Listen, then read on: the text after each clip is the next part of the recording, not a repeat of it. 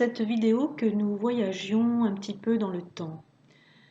Savez-vous que les grandes médecines traditionnelles s'inspirent du cycle du temps pour étudier la vie et les pathologies? Par exemple, la médecine traditionnelle chinoise s'inspire du cycle des années, tandis que la route de la médecine du chaman s'inspire de la course du soleil.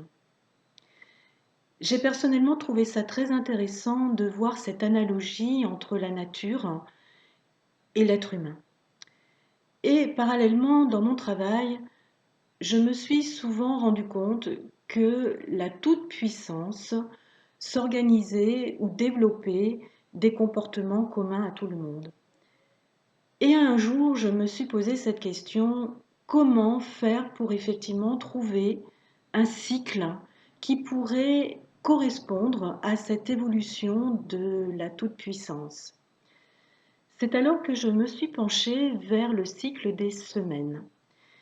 Et j'ai été absolument émerveillée de voir à quel point les 7 jours de la semaine pouvaient correspondre aux 7 comportements fondamentaux de la toute-puissance. C'est un peu comme si l'univers nous donnait dans notre quotidien les 7 clés pour dépasser ce comportement qui est très douloureux.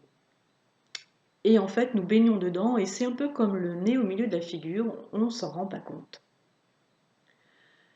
Mais tout d'abord, alors, posons-nous une question.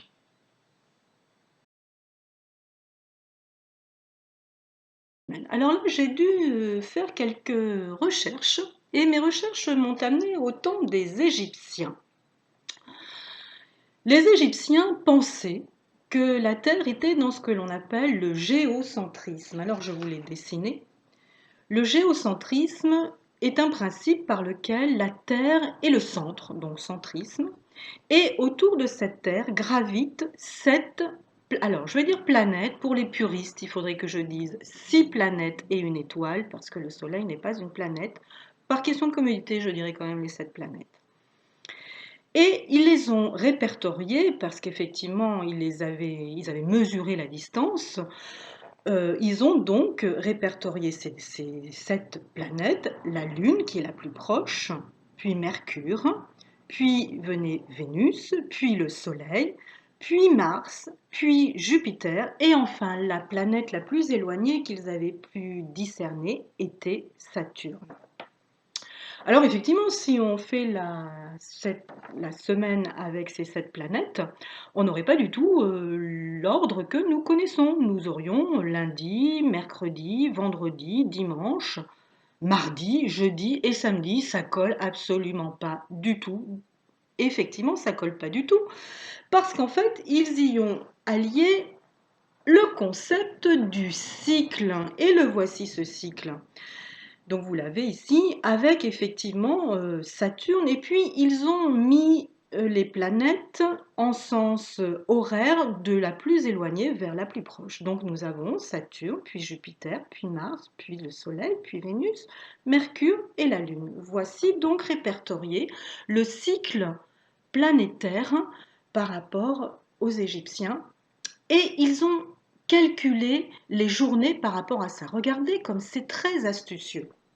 Les Égyptiens, en fait, avaient une base de calcul qui était la base 12. Je vous expliquerai tout à l'heure. Donc cette base 12 heures pour le jour, 12 heures pour la nuit, ça fait donc bien une journée de 24 heures. Donc si la première heure est une heure Saturne, ça veut dire que nous sommes samedi. Puis ensuite, nous allons compter 24 heures pour arriver au jour suivant. Alors comptons ensemble si vous voulez. Jupiter première, enfin Saturne première, pardon, puis Jupiter deuxième, Mars troisième, Soleil quatrième, vous avez compris. 5, 6, 7, 8, 9, 10, 11, 12, 13, 14, 15, 16, 17, 18, 19, 20, 21, 22, 23, 24. Nous arrivons au Soleil. Et donc, la journée après le samedi, c'est effectivement dimanche. C'est très intéressant aussi parce que ça veut dire que chaque journée a une connotation planétaire, ça vous le saviez déjà. Samedi, c'est la connotation du Saturne. Mais ça va même un petit peu plus loin avec ce cycle. Chaque heure a une connotation planétaire. Nous célébrons notre système planétaire 24 heures sur 24.